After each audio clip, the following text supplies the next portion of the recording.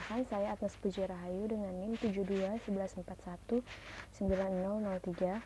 Di sini saya akan menjelaskan tentang Sistem Informasi Manajemen bab 4, yaitu pengguna dan pengembang sistem. Spesialis informasi sebuah perusahaan terdiri atas analisis sistem, administrator basis data, webmaster, spesialis jaringan, dan operator. Pengembangan sistem adalah suatu aktivitas yang selalu berevolusi, bentuk organisasional dan peranan yang dimainkan oleh para pengguna, dan spesialis informasi terus-menerus mengalami perubahan.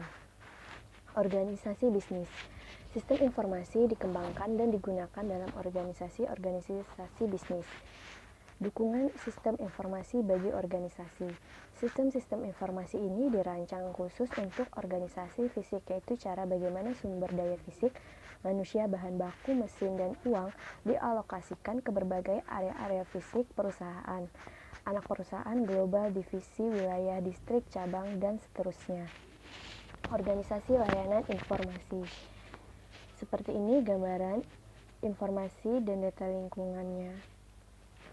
Sumber daya informasi. Sebagian sumber daya ini pada umumnya berlokasi di layanan informasi dan merupakan tanggung jawab dari Chief Information Officer atau CEO. Sumber daya informasi yang terdapat di area-area pengguna adalah tanggung jawab dari manajer pengguna. Spesialis informasi. Untuk menggambarkan karyawan yang tanggung jawab utamanya adalah untuk memberikan kontribusi atas tersedianya sumber daya informasi dalam perusahaan. Ada 6. Spesial analisis data. Spesialis ini bekerja dengan pengguna untuk mengembangkan sistem-sistem baru dan memperbaiki sistem-sistem yang sudah ada.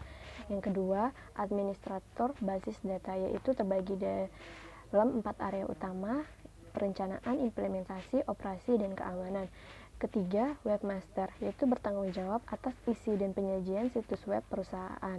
Yang keempat, ada spesialis jaringan, yaitu bekerja sama dengan analisis sistem dan pengguna dalam membuat jaringan komunikasi data yang menyatukan sumber daya komputasi yang menyebar. Yang kelima, ada programmer, yaitu menggunakan dokumentasi yang dibuat oleh sistem analisis untuk membuat kode program komputer yang mengubah data menjadi informasi yang dibutuhkan oleh pengguna. Dan yang terakhir, keenam, ada operator, menjalankan peralatan komputasi berskala besar seperti komputer, mainframe, dan server yang biasanya berlokasi dalam fasilitas komputasi perusahaan. Struktur organisasi layanan informasi, yaitu dapat diorganisasikan menurut berbagai macam cara. Unit-unit yang pertama disentralisasikan dan hampir seluruh sumber daya informasi berlokasi di unit IT. Seperti ini gambar tren dari struktur tersentralisasi ke desentralisasi. Struktur organisasi inovatif. Para peneliti SIM mengidentifikasi 3 struktur inovatif yang disebut model sekutu atau partner model adalah bahwa layanan informasi bekerja sama dengan area-area bisnis dalam menggunakan teknologi informasi guna menghasilkan inovasi bisnis. Model platform adalah bahwa layanan informasi tidak akan secara aktif mengawali inovasi bisnis, namun akan menyediakan sumber daya informasi sehingga inovasi tersebut dapat dicapai oleh area-area bisnis. Struktur organisasi inovatif, yaitu para peneliti SIM mengidentifikasi 3 struktur inovatif yang disebut model sekutu atau partner model adalah bahwa layanan informasi bekerja sama dengan area-area bisnis dalam menggunakan teknologi informasi guna menghasilkan inovasi bisnis. Yang kedua, ada model platform adalah bahwa layanan informasi tidak akan secara aktif mengawali inovasi bisnis, namun akan menyediakan sumber daya informasi sehingga inovasi tersebut dapat dicapai oleh area-area bisnis. Seperti ini model jaringan organisasi sistem informasi. Ada manajemen puncak, jaringan penentuan visi, CO perencanaan strategis, penyerahan solusi, jaringan mencari sumber, founder, manajemen infrastruktur, penempatan layanan, manajemen keuangan, inovasi, nilai area bisnis, jaringan inovasi. Komputasi pengguna akhir, end user computing atau EUC, pengguna menggunakan produk akhir dari suatu sistem berbasis komputer. Komputasi di pengguna akhir timbul disebabkan oleh 4 pengaruh utama. Yang pertama, dampak pendidikan komputer. Kedua, antrian layanan informasi. Ketiga, murahnya peranti keras. Keempat, peranti lunak siap dipakai. Pengguna sebagai suatu sumber daya informasi. Pengguna dari sistem informasi perusahaan adalah sumber daya informasi penting yang dapat memberikan satu kontribusi nyata dalam mencapai sasaran strategis dan meraih keunggulan kompetitif. Keuntungan komputasi pengguna akhir adalah ada dua, yaitu menyamakan kemampuan dan tantangan. Kedua, mempersempit jarak komunikasi. Risiko komputasi pengguna akhir ada 6. Yang pertama, sasaran sistem yang buruk, sistem yang dirancang dan dikomunikasikan dengan buruk, penggunaan sumber daya informasi yang tidak efisien, hilangnya integritas data, hilangnya kendali, dan hilangnya keamanan. Kriteria pendidikan, pengetahuan, dan keahlian yang dibutuhkan untuk karir di bidang layanan informasi. Pengetahuan pengembang sistem. Jenis pengetahuan yang memungkinkan seseorang memberikan kontribusi dalam upaya-upaya pengembangan sistem meliputi pengetahuan komputer, pengetahuan informasi, dasar-dasar bisnis, teori sistem, proses pengembangan sistem, dan pembuatan model sistem. Keahlian pengembangan sistem ada 2, persyaratan pengetahuan dan persyaratan keahlian seperti pada di slide ini. Mengelola pengetahuan yang ditunjukkan oleh sumber daya informasi perusahaan.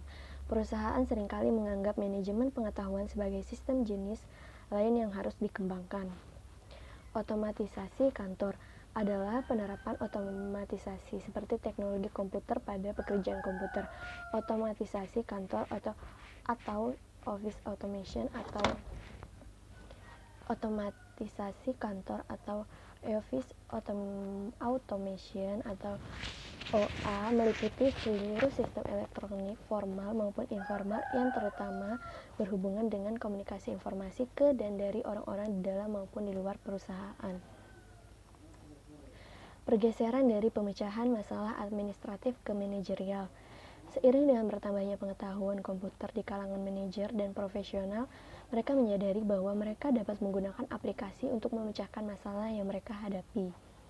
Seperti ini model OA kantor maya. Terbagi menjadi 2, yaitu telecommunicating dan hoteling. Telecommunicating yaitu menggambarkan bagaimana karyawan dapat secara elektronik pergi ke tempat kerja. Keuntungannya adalah fleksibilitas dan kerugiannya adalah karyawan yang melakukan telekomunikating dapat merasa kurang dianggap penting. Hoteling, perusahaan menyediakan suatu fasilitas terpusat yang dapat dibagi bersama oleh karyawan jika terdapat kebutuhan akan ruangan dan dukungan kantor. Keuntungan kantor maya ada 4. Yang pertama, biaya fasilitas yang lebih rendah, biaya peralatan yang lebih rendah, berkurangnya penghentian pekerjaan, dan kontribusi sosial. Kerugian kantor maya ada 2. Yang pertama, moral yang rendah. Kedua, kekhawatiran akan risiko keamanan. Organisasi maya. Di sebuah organisasi maya atau virtual organization, operasi keseluruhan perusahaan dirancang sedemikian rupa sehingga menjadi tidak terikat dan pada lokasi-lokasi fisik. Dampak sosial organisasi maya yaitu konsep ini akhirnya dapat memberikan pula dampak kepada masyarakat seperti industri ekonomi 3.1. Contohnya bidang pendidikan, perawatan, kesehatan, hiburan, perjalanan, olahraga, dan konsultasi. Menempatkan pengguna sistem dan spesialis informasi pada perspektif. Tidak hanya pekerjaan pengembangan saja yang berubah, keadaan di mana pekerjaan dilaksanakan juga ikut mengalami perubahan. Organisasi tidak lagi berbentuk fisik, yang mengharuskan pekerjaan dan pekerja berada pada satu lokasi fisik. Jaringan komunikasi elektronik memungkinkan perusahaan dapat dilakukan di hampir semua tempat. Sekian dari saya, apabila ada kekurangan, mohon dimaafkan. Terima kasih. Wassalamualaikum warahmatullahi wabarakatuh.